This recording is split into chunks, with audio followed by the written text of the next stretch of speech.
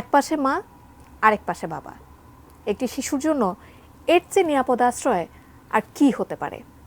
কিন্তু অনেক শিশু বড় হয়ে ওঠার আগেই হয়ে যান বাবা মায়ের দাম্পত্য কলহের বলি। ঢালিউডে বাবা মায়ের দাম্পত্য কলহের খেসারত দিচ্ছে বেশ কিছু স্টার কিডস। বাবা আছেন, অথচ বাবাকেই ছাড়া কাটে তাদের হাসি কান্না, সুখ দুঃখের দিনগুলো। তারকা সেই শিশুদের কথাই জানাচ্ছেন সহকর্মী মোহাম্মদ সোহাগ বিশ্বাস।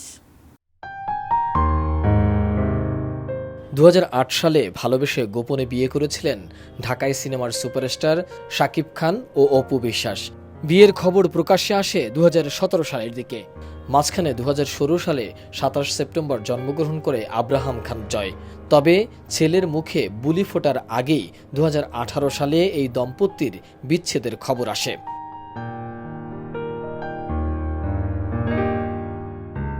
অন্যদিকে 2018 সালের 20 জুলাই বিয়ে হয় সাকিব বুবলির। এই দম্পতির ঘরে শেহজাদ খান বীরের জন্ম হয় 2020 সালের 21 মার্চ। কিন্তু গত বছরই বুবলির সঙ্গে সম্পর্ক ছেদ করেন সাকিব। অপুর সন্তান আব্রাহামের ভাগ্যই বরণ করে নিতে হয় বুবলির সন্তান বীরকেও। 2021 সালের 17 অক্টোবর বিয়ে হয় রাজপরীর। 2022 সালের 10 আগস্ট তাদের ঘরে জন্ম নেয় সন্তান রাজ্য। কিন্তু এখানেও ঘটল একই ঘটনা। ছেলের বয়স 1 বছর হতে না হতেই নানা কলহ ও অভিযোগের ভিত্তিতে গত বছরের 18 সেপ্টেম্বর রাজকে ডিভোর্স দেয় পরিমণি। ফলে পিতার স্নেহ বঞ্চিত হয় এই দম্পতির সন্তান রাজ্য। এমনকি একটি নির্দিষ্ট নাম পেতেও বেগ পেতে হয়েছে এই শিশুটিকে। রাজের সঙ্গে মিলিয়ে রাখা নাম রাজ্য বাদ দিয়ে কখনো পুণ্য, আবার কখনো বা পদ্ম বলে ডাকতে শুরু করেন পরিমণি। ছেলের অসুস্থতার সময়ও রাজ কোনো খোঁজ খবর নেন না বলেও অভিযোগ ওই নায়িকার।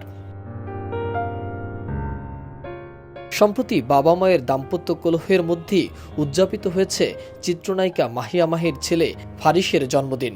শিশুটির বাবা রকিব সরকার অবশ্য তার আগের সংসারের সন্তানদের নিয়েই অনুষ্ঠানে উপস্থিত ছিলেন। জন্মদিনে মায়ের কাছ থেকে দামি গাড়িও উপহার পেয়েছিলেন ফারিস।